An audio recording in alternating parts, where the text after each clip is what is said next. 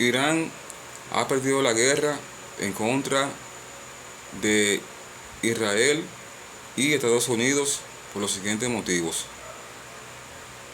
El uranio enriquecido ha quedado sepultado. Militares de alto rango, científicos y su líder Ali Khamenei han fallecido.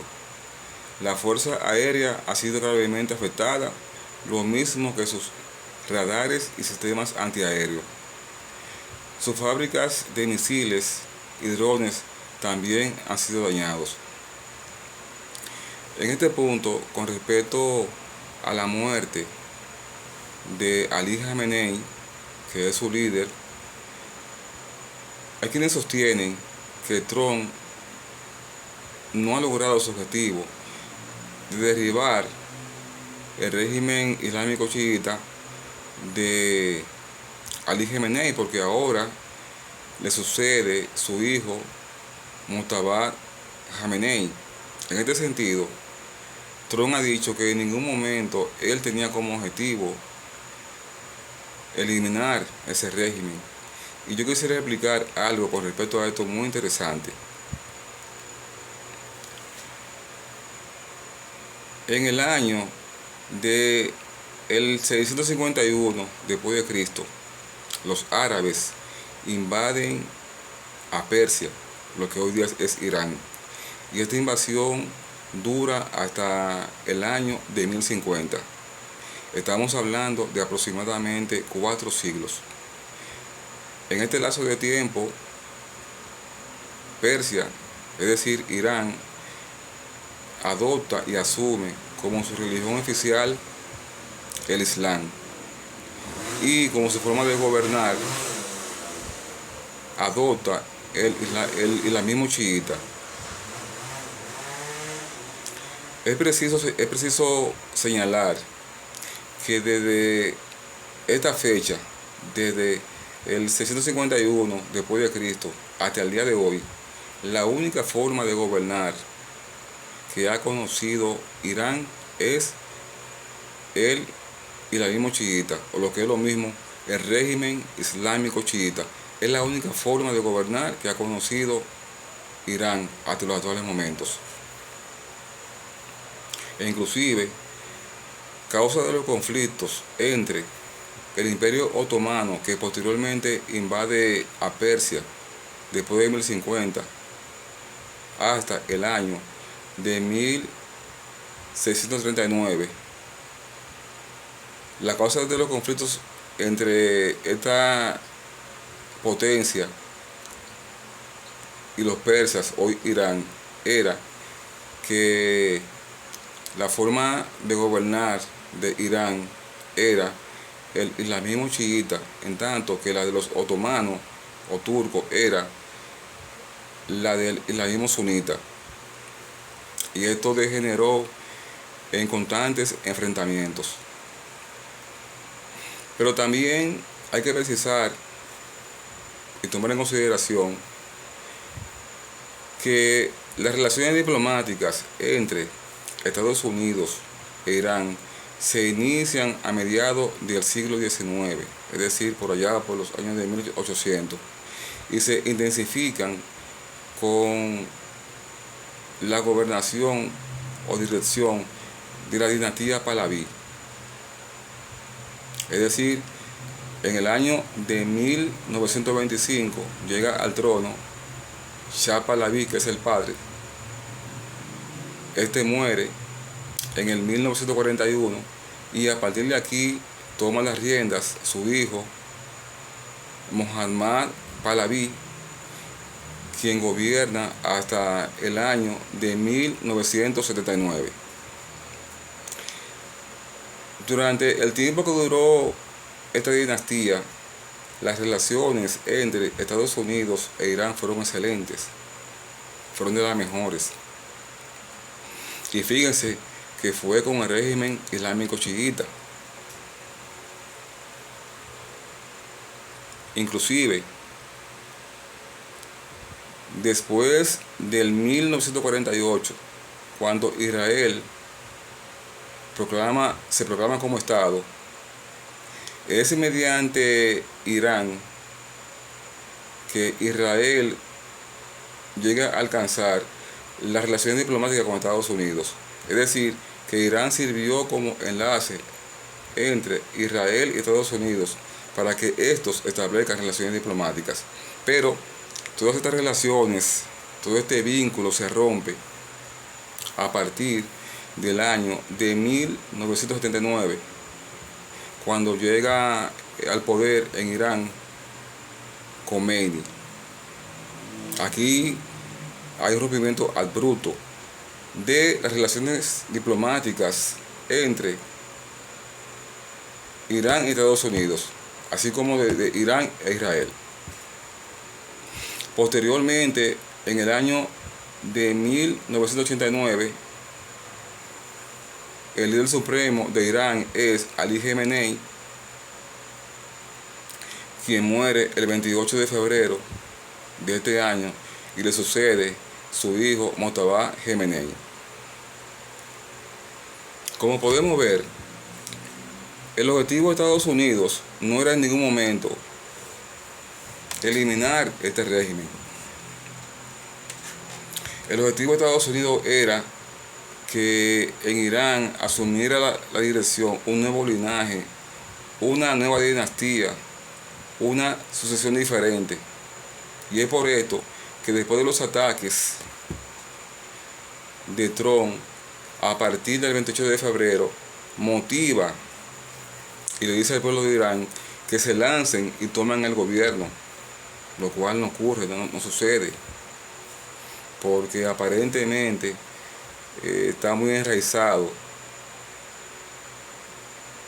ese linaje, el dominio de ese linaje sobre el pueblo. Y aquí es donde está entonces también el tranque de Trump para derribar ese linaje. Pero, como le acabo de decir, aquí lo más importante es que este linaje, la forma de gobierno, de gobernarse de Irán siempre ha sido este régimen islámico chiita, y por lo tanto no era el objetivo de Trump cambiar el régimen, sino que llegara otro linaje.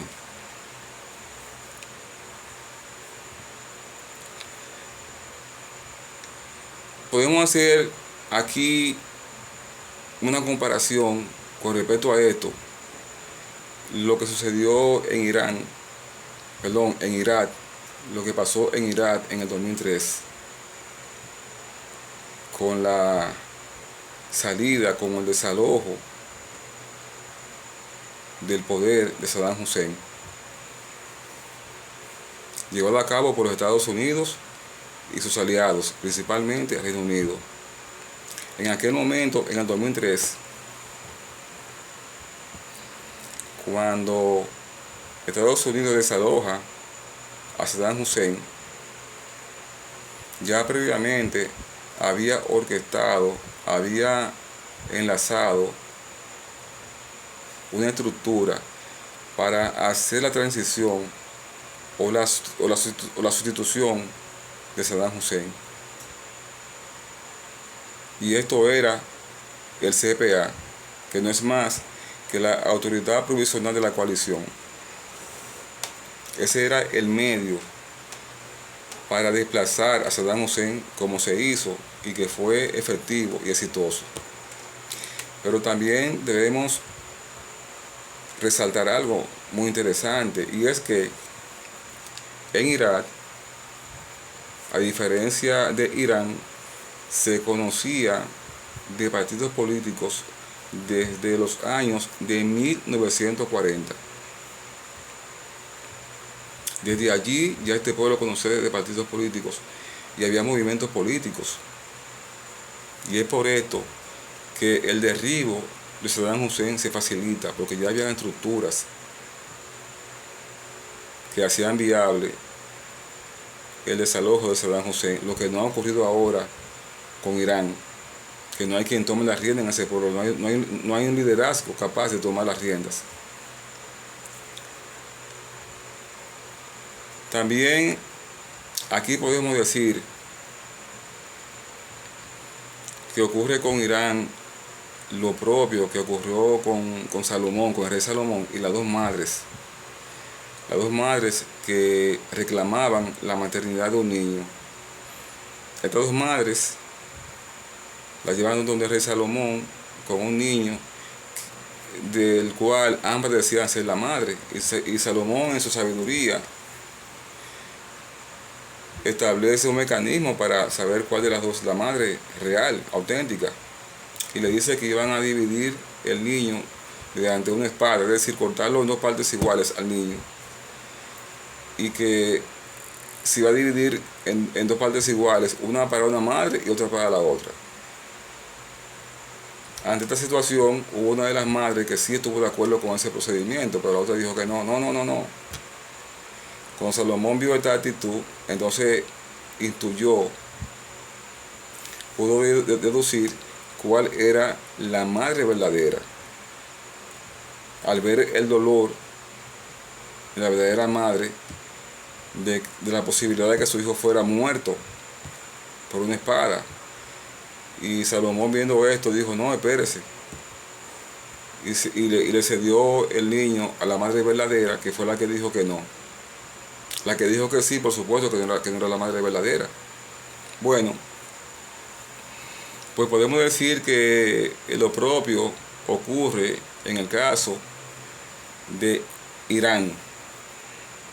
Irán en estos momentos, como ya dije anteriormente, ha sido derrotada, ha sido derribada hace rato.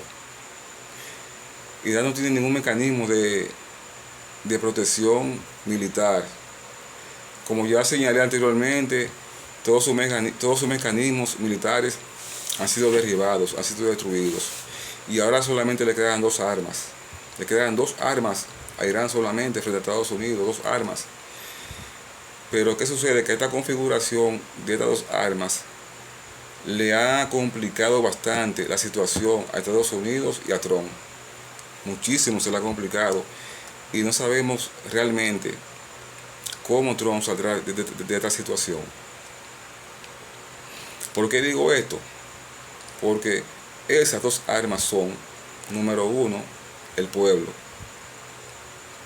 El pueblo iraní utilizado como carne de cañón. Y número dos, el estrecho de Hormuz. Estas son las dos armas con las que cuenta Irán para defenderse, para todavía mantener su posición de no llegar a un acuerdo más o menos razonable.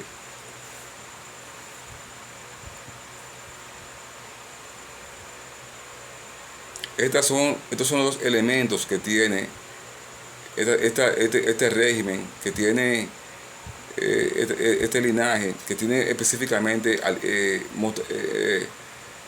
Motamá Gemenei.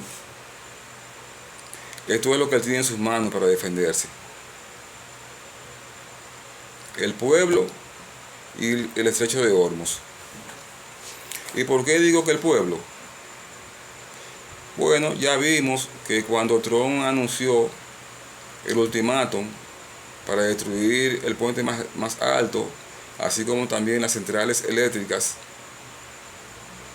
el pueblo se amotinó en esos lugares como un escudo humano, que yo presumo, yo especulo, no necesariamente tiene que ser así, pero yo entiendo que ese pueblo no fue allí por motivación propia. Ese pueblo no fue allí y se amotinó como escudo humano por iniciativa propia, entiendo yo, pero quizás eso habría que verlo.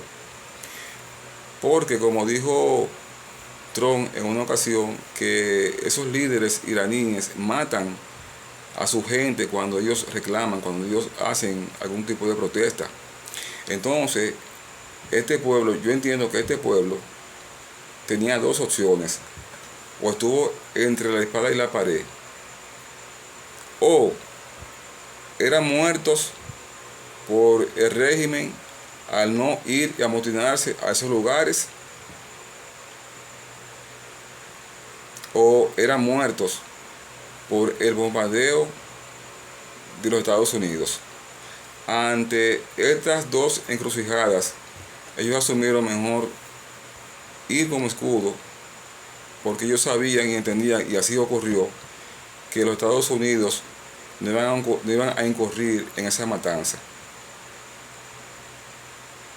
Ellos sabían que los Estados Unidos no iban a incurrir en esa matanza, que no iban a incurrir en matar, como ya he reiterado, tantas personas así, a mansalva. No. Ellos presumían eso. El pueblo fue utilizado allí como carne de cañón.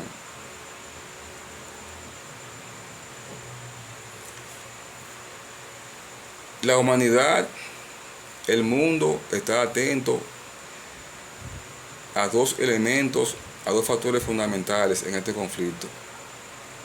Número uno, que se produzcan las menos pérdidas de vidas humanas, y número dos, los menos daños colaterales a la economía. Es lo que persigue el mundo. Es lo que está ahora mismo a la vista de todos. Bajo ningún concepto Trump iba a incurrir en lo que sucedió, por ejemplo, en la Segunda Guerra Mundial, donde murieron cientos de miles de personas a causa de las dos bombas atómicas en Japón. Como tampoco iba a incurrir en el holocausto llevado a cabo por la Alemania nazi, donde también murieron cientos de miles de judíos a mano de Adolfo Hitler y sus aliados. Esto no puede ocurrir de nuevo. Y para esto están organizaciones multilaterales como la OMS y la ONU vigilando, entre otras, vigilando de que esto no ocurra. Estas dos situaciones, esta configuración que tiene ahora Irán como medio de defensa, le ha complicado bastante el asunto a Trump para salir de ese tema de una vez y para siempre. En el día sábado, con respecto al estrecho, ya sabemos que el estrecho fue bloqueado desde el mes de febrero. Desde el 28 de febrero el estrecho de Hormuz ha sido cerrado, está bloqueado. Irán bombardea, ataca a buques que entiende no son amigos, no están dentro de sus relaciones, los ataca. En tal sentido, tienen tomado el estrecho, y esto a su vez ha complicado la situación en la economía mundial, lo cual Trump no puede permitir, porque esto haría bastante daño, muchísimo daño, e inclusive podría llevar a la economía a un colapso, a un short en el corto y mediano plazo. Y Trump está evitando esto a todas costas. No puede permitir que la economía colapse. Es por eso que, a pesar de su llamado a países como Francia, Japón, China, Corea del Sur, de que tomen el estrecho, y esto no se corresponden con eso, a pesar de que Trump ha dicho en ocasiones de que no se va a inmiscuir en esos asuntos, de que no va a incurrir, de que no va a pelear para desbloquear ese estrecho, porque él no es el más afectado, él tiene petróleo, y así es. Estados Unidos es el primer país productor de petróleo en el mundo. Él dice que no tiene problema con el petróleo, entonces por tal motivo él no tiene por qué ir allí a pelear por eso, y es lo que ha dicho. Pero aún así, sabiendo él que ese estrecho está cerrado, está bloqueado por culpa de él, por culpa no, sino por causa de él, por la incursión, por la escalada llevada a cabo a partir de febrero, a partir del 28 de febrero de este año, sabiendo él que esta es la consecuencia de su escalada, de sus ataques desde febrero 28, él también tiene la responsabilidad y el compromiso de reabrir y de bloquear dicho estrecho. Es por ello que en el día sábado, es decir, antes de ayer, en el día sábado 11 de abril de este año 2026, por el estrecho de Hormuz transitó un buque de guerra estadounidense, lo cual constituye una provocación y amenaza inminente a las fuerzas hostiles que allí están. Pero este buque transitó por allí sin ningún tipo de respuesta hostil. No hubieron ataques ni nada que se parezca. No pasó absolutamente nada. No hubo ningún tipo de eventualidad. Con esto Trump le envía un mensaje a la humanidad de que ya ese estrecho estaba habilitado, estaba reabierto. Al mismo tiempo de que también en el día sábado el vicepresidente de Estados Unidos estaba en conversaciones con un representante de Irán a los fines de llegar a un acuerdo razonable. Ya Trump había dicho previamente que de llegarse a un acuerdo favorable o no, de acordarse algo positivo o no, de todas maneras él tomaría el estrecho. Y así lo ha hecho desde el día sábado. El día sábado transitó, como ya dije, por el estrecho. Y ayer, domingo, estuvo eliminando, desactivando las minas que allí se encuentran, en ese lecho marino. Además también de que estuvo bordeando el estrecho. Esto, podríamos decir, que conlleva o da lugar a entender que Trump tomará el estrecho, como así lo dijo y lo está haciendo, por un tiempo, no sabemos de qué lapso. Es decir, no sabemos si una semana, 2 semanas, 3 semanas. Él dijo que iba a terminar ese tema con Irán de 3 a 4 semanas. Habrá que ir monitoreando de aquí en adelante ahora que Trump ha tomado el estrecho. Sus buques están allí para garantizar el libre tránsito de las embarcaciones y la negociación que allí se realizan. Él estará por un tiempo allá para que la economía mundial vuelva a su normalidad.